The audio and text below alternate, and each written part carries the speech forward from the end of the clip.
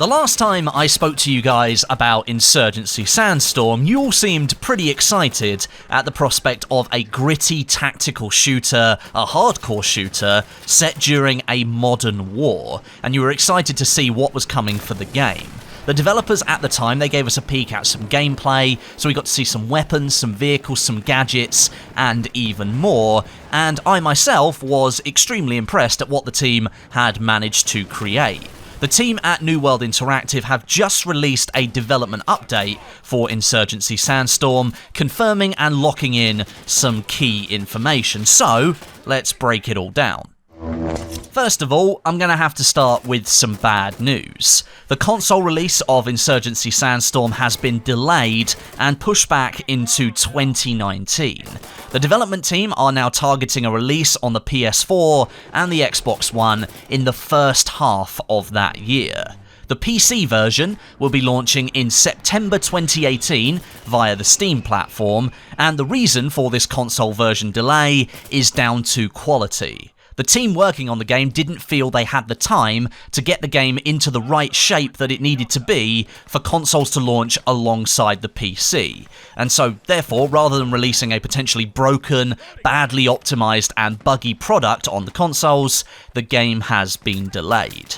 Sandstorm is the first game within the Insurgency franchise to release on the consoles, with the original mod, the standalone title, and the World War II conversion, Day of Infamy, only ever launching on PC, so I know many people out there were looking forward to getting a proper hardcore shooter experience on console. You guys are going to be disappointed by this news, but I don't really think you can argue for the reasoning behind the delay. I'd rather wait a little bit longer for the game to come out, knowing it was as close to perfect as possible, than be sitting there on launch day trying to play a brand new game that was full of bugs. Of course, it sucks, but the delay is, I think, for the right reasons.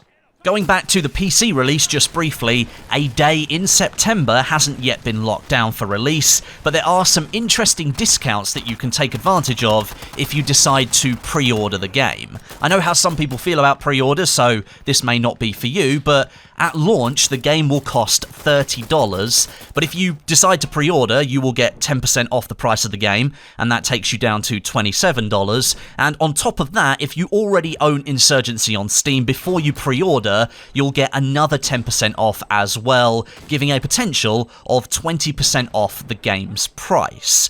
I think this is a really classy move from the development team. We know games are made because of the passion the team has behind them to make something they truly believe in, but games also have to make money to pay for development costs and fund future development as well. So it's really great to see the team giving something back to the gamers for loyalty to the Insurgency franchise, but of course I do understand that many gamers are totally against pre-ordering games as well, so really this is going to depend on your stance as to how you take this news. I think it's pretty cool, it's a good way to save a little bit of money. Moving on to some other news now for Insurgency Sandstorm. You might remember in my last video I spoke about different game modes coming to multiplayer and co-op sections of the game. The developers have now clarified the game will be launching with the push, firefight and capture the base game modes for multiplayer and the checkpoint mode for co-op. Now, Operation and Outpost, two other modes previously discussed for the game, are now not slated to arrive at launch, as the developers feel they either need more time to tweak the modes and make them better, or to completely remove them and they won't be included in Insurgency Sandstorm. The team again doesn't want to go ahead and add content into the game for launch that they're not 100% confident in, and they don't want to spread their player base too thin across multiple modes. So from my point of view, this seems like quite a smart move. Based on the gameplay that we saw last time and will be running in the background of this video, we've already got a good idea of some of the weaponry, vehicles and gadgets that we will be using in this game. The developers have now revealed there will be roughly 40 weapons included with the game at launch, and with those comes access to nearly 40 different upgrades. Now I assume these will be attachments like optics, grips, stocks and even more. They've also restated that they've worked hard on their fire support system. This allows teams to call in reinforcements to help in the fight. These include jet airstrikes, explosive artillery, chemical mortars, explosive suicide drones, and attack helicopters that can swoop in and attack the enemy with rockets, autocannons, and miniguns. They mention that these fire support options can work really well when coordinated between the commander and observer classes, so likely the observer will need to call out to the commander where the threat is so that they can execute the order on the right location. I'm really interested to see how this fits into the tactical gameplay that we know Insurgency is all about. And now, moving on to some really good news for Insurgency Sandstorm. The game is going to be supported post-launch with content. I think that was fairly obvious, but what's great to hear is the development team is committed to keeping the major content they produce free for all players as much as possible. Now, they haven't fully clarified their stance on certain elements, but what we can be sure of is that new weapons, new maps, and upgrades will indeed be free for all players of the game moving forwards. That's a really good way of keeping the community together and everyone playing as one big unit. Modding support will be provided for Insurgency Sandstorm as well. The team is committed to keeping the community involved in the game's development, which is awesome to hear. Now, as for Cosmetic Customization, which also includes audio dialogue specific to different factions, all of that kind of stuff is going to be controlled in-house by the development team.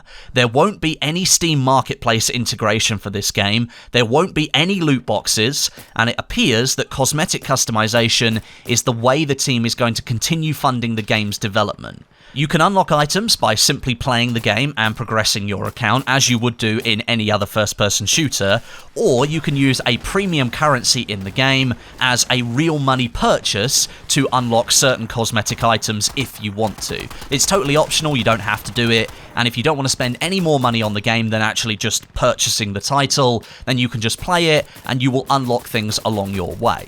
The developers clarified very clearly, however, that none of the items for sale for real money will affect gameplay. It'll only be limited to cosmetic customization.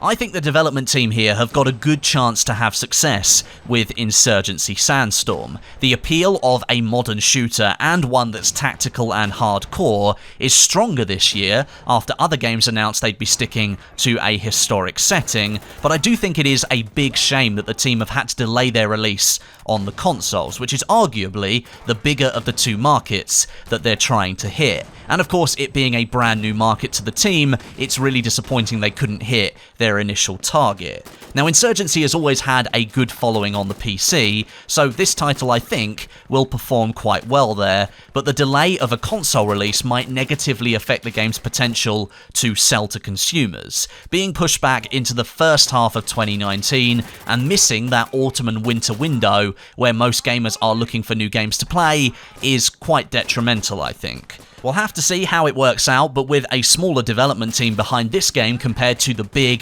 AAA studios making other first-person shooters in the market at the moment, a delay is really not that surprising.